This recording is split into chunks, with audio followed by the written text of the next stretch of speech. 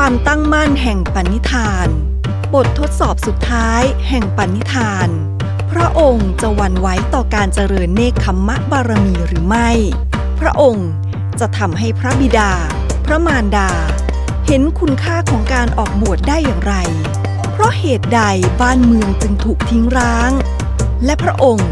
จะรับมือจากการบุกโจมตีของพระราชาเมืองอื่นได้อย่างไรมาติดตามกันต่อในพระเตมีชาดกตอนที่4กันได้เลยค่ะเมื่อพระเตมีกุมารส่งนายสารถีกลับไปแล้วมีความประสงค์จะผนวดขณะนั้นพระอินทร์รับสั่งวิสุกรรมเทพบุตรให้ไปสร้างบรรณศาลาและจัดเตรียมเครื่องบริขารสำหรับบรรพชิตให้พระโพธิสัตว์วิสุกรรมเทพบุตรลงจากสวรรค์มาเนรมิตอาสมขึ้นในราวป่าประมาณ3 โยชน์เนรมิตที่อยู่เวลากลางคืนและกลางวันสระน้ำสำหรับดื่มกินทำสถานที่นั้นให้อุดมสมบูรณ์ไปด้วยต้นไม้มีผลทุกฤดูกาลเนรมิตให้เดินจงกรมเกลี่ยด้วยทรายเนื้อละเอียดใกล้บรรณาศาลาเนรมิตเครื่องบริขารสำหรับบรรพชิตทุกอย่างแล้วเขียนหนังสือประกาศไว้ว่ากุลบุตรผู้ใดผู้หนึ่งต้องการบวชจงใช้เครื่องบริขารสำหรับบรรพชิตเหล่านี้บวชเถิดแล้วกลับสู่ทิพยวิมานของตนพระโพธิสัตว์ทอดพระเนตรเห็นอาสมนั้นทรงอ่านข้อความประกาศก็ทรงทราบได้ทันทีว่าพระอินทร์ประทานให้จึงเสด็จเข้าบรรณศาลาเปลื้องเครื่องแต่งตัวออกทรงนุ่งผ้าเปลือกไม้สีแดงผืนหนึ่งห่มผืนหนึ่งพาดหนังเสือเฉวียงพระอังสาม้วนเกล้าพระเกศาให้เป็นชฎาถือไม้เท้าเสด็จออกจากบรรณศาลาเพื่อจะให้สิริแห่งภาวะความเป็นนักบวชสมบูรณ์ยิ่งขึ้นจึงเสด็จจงกรมกลับไปกลับมาในที่จงกรมทรงเปล่งอุทานว่าเราได้การบรรพชาแล้วจึงเป็นสุขการบรรพชาเป็นสุขจริงหนอแล้วเสด็จเข้าบรรณศาลาประทับนั่งบนที่ราบด้วยใบไม้เจริญสมาธิจนได้บรรลุอภิญญา5และสมาบัติ8ขั้นตกเย็นตะวันอ่อนแสงลงทาบเหนือถิวไม้ฟากตะวันตกฝูงนกต่างส่งเสียงร้องเรียกกันกับลวงลังกึกก้องแนวไพรพระองค์จึงเสด็จออกจากบรรณศาลาเก็บใบหมากเม่าท้ายที่จมกลมนึ่งด้วยน้ำร้อนไล้รสเค็มรสเปรี้ยวจืดสนิทเตวยดุจกินอมฤตรสเจริญพรหมวิหาร4แล้วพักอิริยาบถสำราญอยู่ในป่าแห่งนั้นฝ่ายพระเจ้ากาสิกราชทรงทราบจากนายสารถีว่าพระโอรสไม่ได้เป็นคนพิการเช่นนั้นทรงยินดีเป็นอย่างยิ่งรับสั่งให้มหาเสนาจัดเตรียมการเสด็จอย่างเร่งด่วนให้ตราเตรียมขบวนรถเทียมม้าผูกเครื่องประดับช้างทรงตราเตรียมสังและบันดาะกองตีหน้าเดียวกรองตี2 หน้าและลำมนาอันไพเราะพระองค์เสด็จไปประทานโอวาทพระโอรสขอให้ชาวนิคมนางสนมกุมารพ่อค้าและพราหมณ์ทั้งหลายรีบเตรียมยานกองพลช้างกองพลม้ากองพลรถกองพลทหารราบให้เว้นม้าอ้วนอืดอาดไม่ว่องไวและม้าผอมไร้เลี้ยวแรงให้เลือกเฉพาะม้าที่สมบูรณ์ว่องไวปราดเปรียวพระราชาเตรียมประชุมพลถึง3 วันจึงเสด็จออกจากพระนครพร้อมด้วยจตุรงคเสนาในวันที่4ให้นำทรัพย์ที่พอจะเอาไปได้ด้วย แต่ เสด็จขึ้นประทับบนม้าสินทกและสั่งให้นางฝ่ายในตามเสด็จทุกคนให้เตรียมเครื่องราชกกุฏทภัณฑ์สำหรับราชาพิเศษทั้ง5คือพัทวารวิชนี พระอุณหิต พระขันธ์เสวตฉัตรและฉลองพระบาททองไปด้วยตัดสั่งให้นายสารถีนำทางเสด็จเคลื่อนขบวนล่วงหน้าไปถึงป่าที่พระเตมีฤาษีประทับอย่างเร่งด่วนพระเตมีฤาษีทอดพระเนตรเห็นพระราชบิดากำลังเสด็จมาทรงรุ่งเรืองด้วยพระเดชานุภาพพร้อมพรั่งด้วยหมู่อำมาตย์ขัตติยวงศ์จึงถวายพระพรทูลถามทุกสุขด้วยคำอันไพเราะอ่อนโยนว่าขอถวายพระพรมหาบพิตรทรงปราศจากโรคาพาธหรือทรงเป็นสุขสำราญดีหรือราชกัญญาของพระองค์และโยมมารดาของอาตมาไม่มีโรคาพาธหรือพระราชาตรัสว่าพ่อไม่มีโรคาพาธอันใดสุขภาพร่างกายก็แข็งแรงดีราชกัญญาทั้งปวงของพ่อและโยมมารดาของลูกก็ไม่มีโรคภัยพระโพธิสัตว์ทูลถามว่ามหาบพิตรยังโปรดน้ำจันทร์อยู่หรือทรงยินดีในสัจจะในธรรมและในทานอยู่บ้างหรือพระราชาตรัสตอบว่าพ่อไม่ดื่มน้ำจันทร์ไม่โปรดน้ำจันทร์แล้วทุกวันนี้ใจพ่อยินดีในสัจจะในธรรมและการให้ทานพระโพธิสัตว์ทูลถามถึงพาหนะมีม้าและโคเป็นต้นตลอดจนความเป็นไปของเหตุการณ์บ้านเมืองว่าบ้านเมืองในชายแดนของมหาบพิตรสงบดีอยู่หรือรัฐสีมามั่นคงดีอยู่หรือช้างหลวงและคลังหลวงยังบริบูรณ์ดีอยู่หรือพระราชาตรัสตอบว่าบ้านเมืองสงบดีไม่มีโจรผู้ร้ายแม้ช้างหลวงและคลังหลวงก็บริบูรณ์ดีพระโพธิสัตว์ให้ทหารทอดพระราชอาสน์แล้วทูลเชิญให้พระราชาประทับนั่งพระองค์ไม่ประทับนั่งจึงให้ทหารลาดเครื่องลาดใบไม้ถวายแม้เช่นนั้นพระองค์ก็ไม่ได้ประทับนั่งบนเครื่องปูราดใบไม้นั้นเพราะความเคารพต่อพระโอรสซึ่งบวชเป็นบัมพชิตแต่ประทับนั่งลงที่ผืนดินนั่นเองพระโพธิสัตว์ได้เสด็จเข้าไปในบรรณศาลานำใบหมากเม่านึ่งออกมาหน่อยหนึ่งเพื่อจะแสดงการเป็นอยู่อย่างบัมพชิตให้พระราชาทรงทราบจึงเชิญพระราชาให้เสวยว่ามหาบพิตรใบหมากเม่าของอาตมาภาพนี้สุกแล้วไม่มีรสเค็มขอมหาบพิตรผู้เสด็จมาเป็นแขกของอาตมาภาพเสวยเถิดพระราชาตรัสตอบว่าพ่อบริโภคใบหมากเม่าไม่ได้และโภชนะก็ไม่ใช่อย่างนี้นี่ลูกพ่อบริโภคข้าวสุกที่หุงจากข้าวสาลีปรุงด้วยเนื้อสะอาดแต่เพราะความเคารพพระโพธิสัตว์พระราชาจึงหยิบใบหมากเม่ามาวางไว้ที่ฝ่าพระหัตถ์และตรัสถามว่าลูกฉันอาหารอย่างนี้ดอกหรือพระโพธิสัตว์ทูลว่าใช่แล้วมหาบพิตรพระราชาประทับนั่งรับสั่งกับพระโอรสอย่างสุขใจในขณะนั้นพระนางจันทาเทวีแวดล้อมไปด้วยหมู่นางสนมเสด็จมาถึงเห็นพระโอรสผู้เป็นที่รักตรงมีพระหฤทัยสั่นอยู่ภายในพระอุระถึงกับเป็นลมล้มลงตรงนั้นเองเมื่อฟื้นคืนสติก็ตรงเข้าจับพระบาทพระโอรสทรงกราบลงแล้วร้องไห้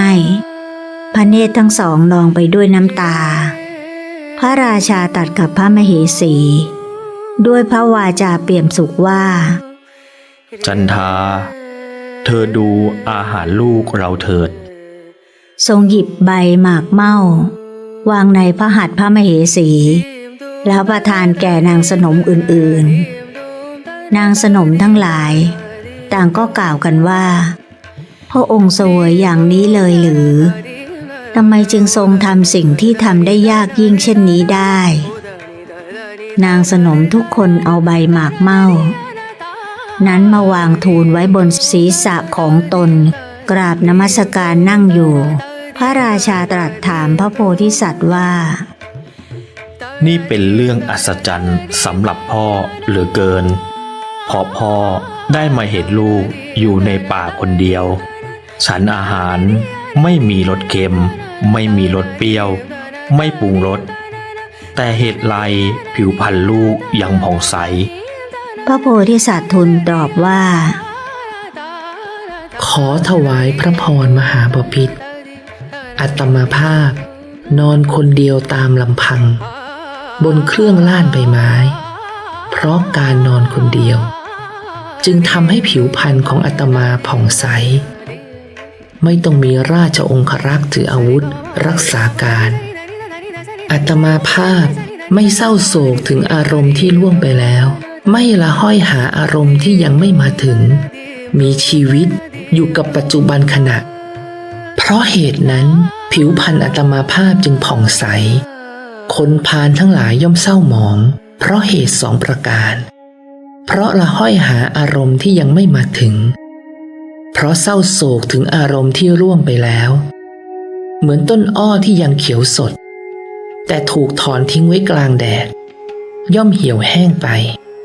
พระราชาทรงดำริว่าเราจะอภิเษกลูกเราอยู่กลางป่านี้แล้วพากลับคืนพระนครจึงตรัสว่าพ่อขอมอบกองพลช้างกองพลรถกองพลม้ากองพลทหารราบและกองพลหุ้มเกราะตลอดถึงพระราชนิเวศอันน่าลื่นลมให้ลูกมอบนางกำนันในที่ประดับด้วยเครื่องอลังการพร้อมทรัพย์ให้ลูกจงเป็นพระราชาของแผ่นดินปกครองอาณาประชาราษฎร์ให้ร่มเย็นเป็นสุขสตรี4 คนนี้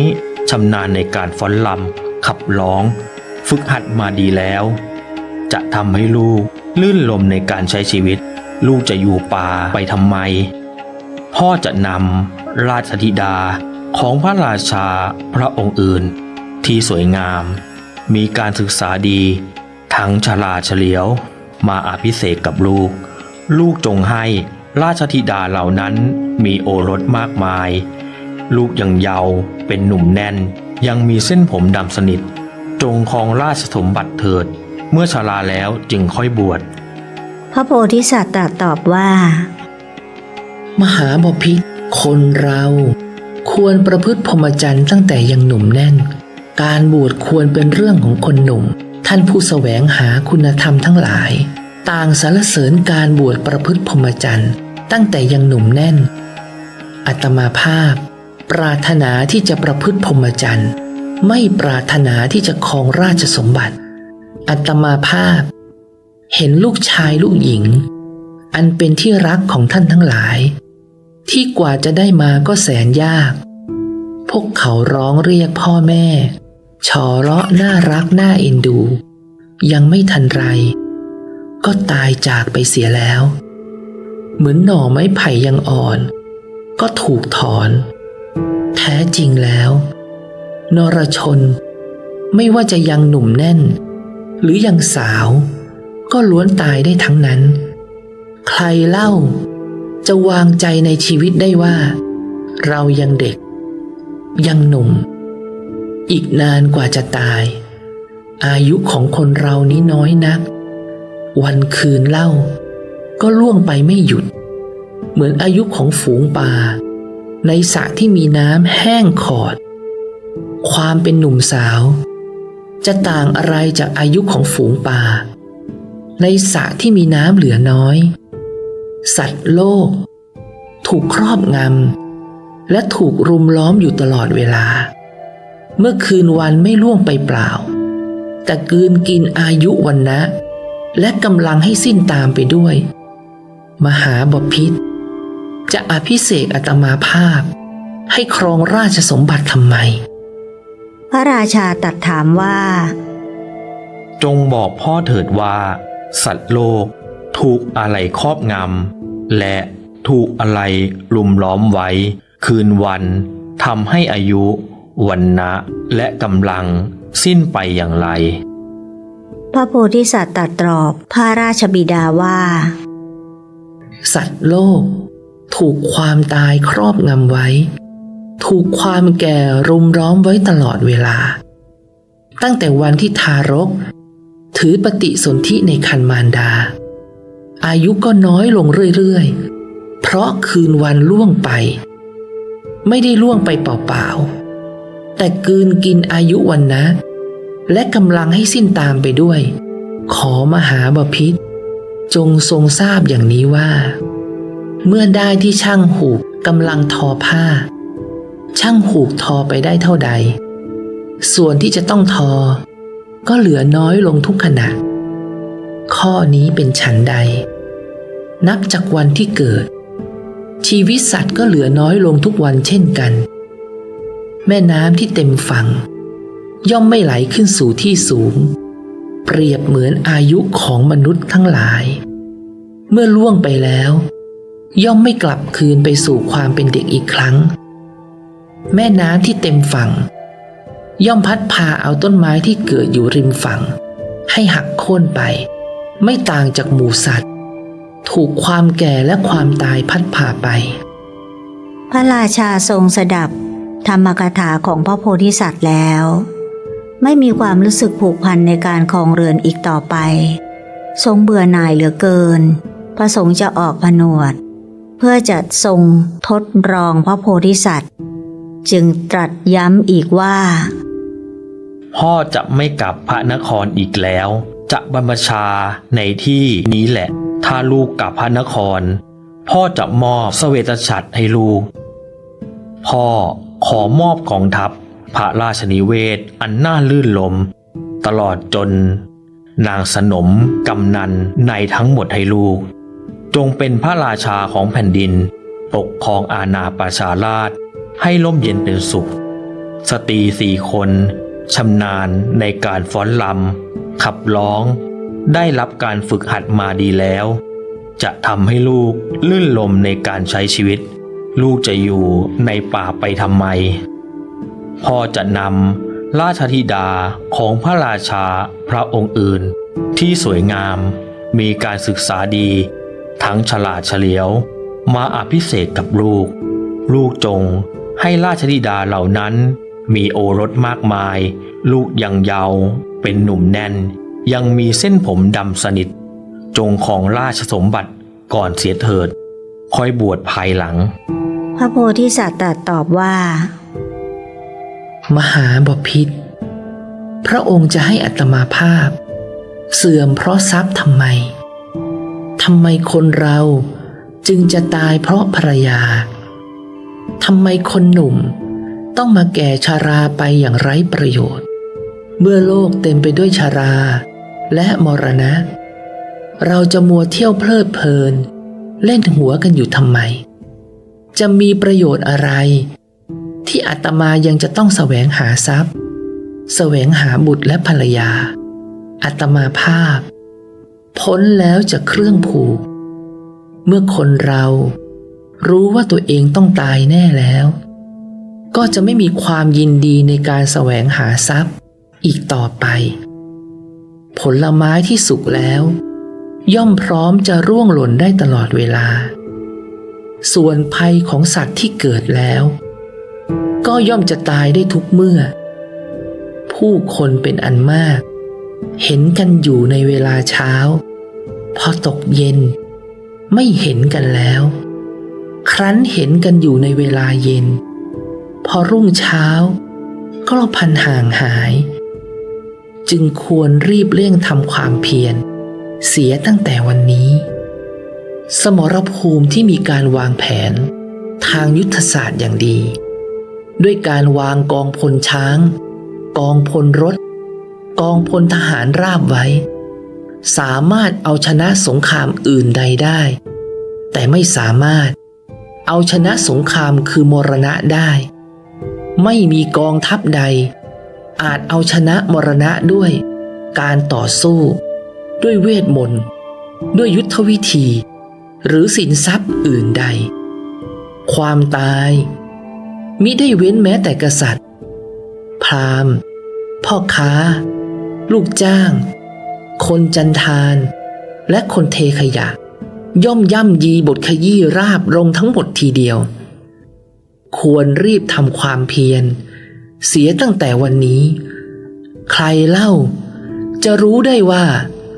จะตายวันพรุ่งนี้การผัดผ่อนกับมัจจุราชผู้มีเสนาใหญ่นั้นไม่มีเลยโจรทั้งหลายย่อมปรารถนาทรัพย์ส่วนอาตมาภาพพ้นจากบ่วงแล้วขอเชิญพระองค์เสด็จกลับไปเถิดอาตมาภาพไม่ปรารถนาราชสมบัติเมื่อพระราชาพระนางจันทาเทวี นางสนม เสนาอมาตย์ตลอดจงอาณาประชาราษฎร์ฟังเทศนาของพระโพธิสัตว์จบลงแล้วต่างเกิดความเลื่อมใส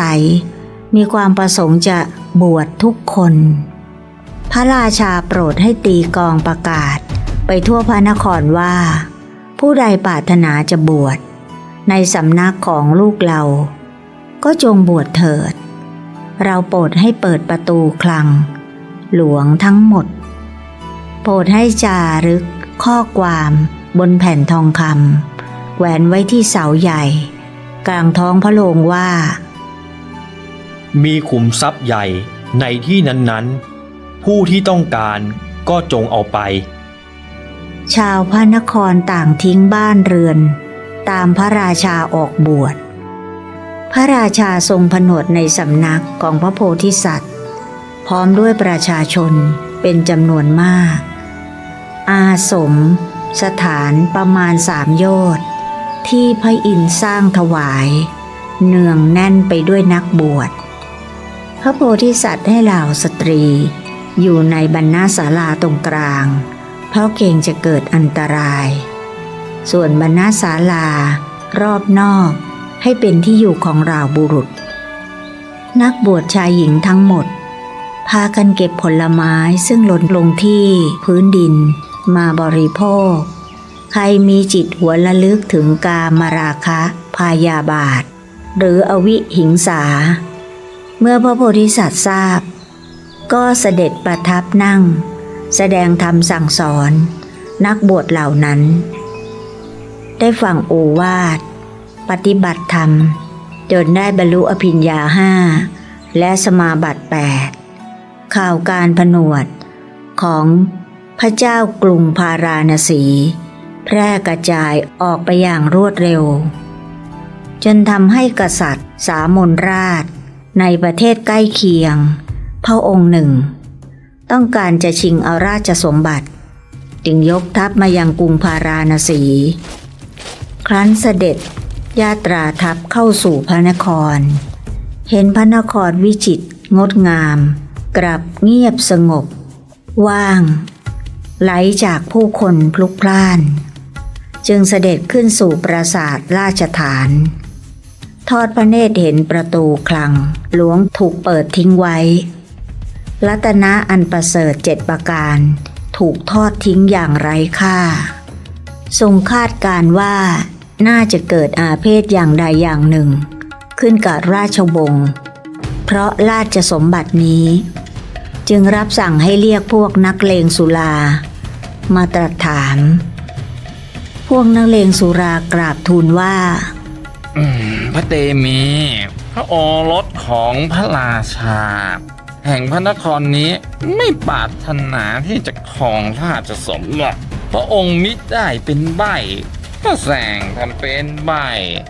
มีได้หูหนวกก็แสงทำเป็นหูหนวกเสด็จออกจากพระนครนี้เข้าป่าหมวดเป็นฤาษีแม้พระราชาพร้อมด้วยอาณาประชาราษฎร์ก็เสด็จออกจากพระนครไปบวช ในสำนักของพระเตมีเช่นกัน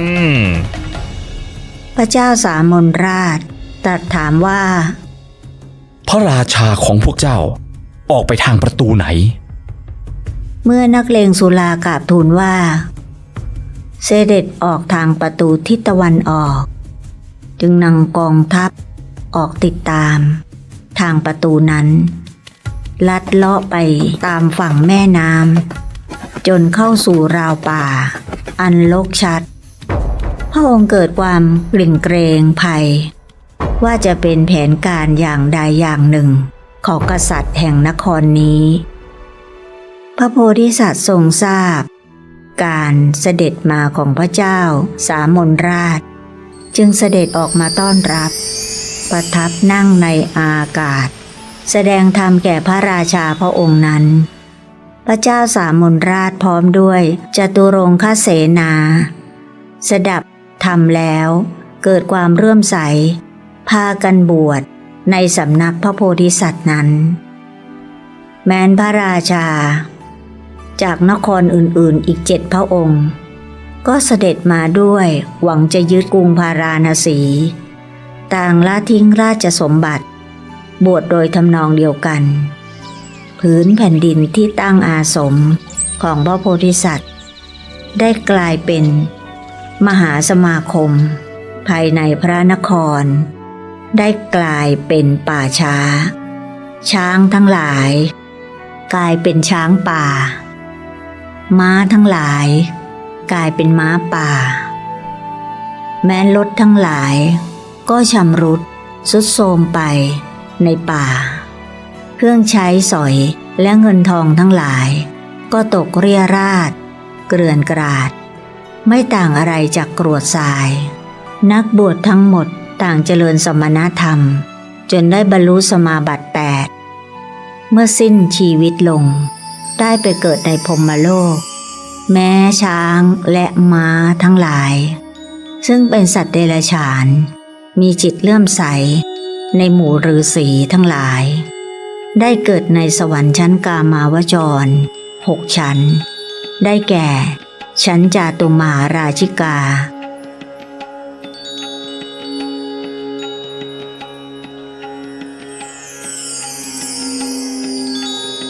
ชั้นดาวดึงส์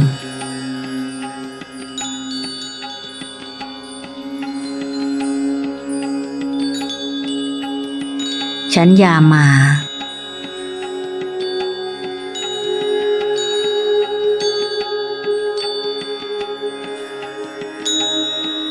ชั้นดุสิต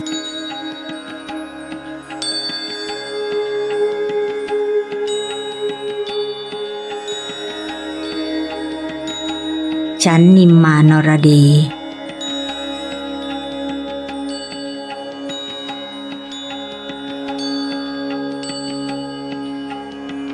และชั้นปรนิมิตวสวัตตีตามบุญกุศลของตนท่านพระพุทธองค์ทรงตรัสเล่าเรื่องในอดีตชาติของพระองค์ให้ภิกษุทั้งหลายฟังแล้วได้ตรัสสรุปว่าภิกษุทั้งหลายไม่ใช่ในชาตินี้เท่านั้นที่เราละทิ้งราชสมบัติออกบวชแม้ในอดีตชาติเราก็ได้ละทิ้งราชสมบัติออกบวชเช่นกันเทพธิดาผู้สิงสถิตอยู่ที่เสวตฉัตรในอดีตชาตินั้นเป็นภิกษุณีชื่ออุบลวรรณาในชาตินี้สุนันทสารถีเป็นพระสารีบุตรท้าสกะเป็นพระอนุรุทธะพระชนกพระชนนีเป็นมหาราชสกุลบริษัทนอกนี้เป็นพุทธบริษัทส่วนบัณฑิตผู้ทำเป็นใบ้ทำเป็นง่อยเปี้ยคือเรา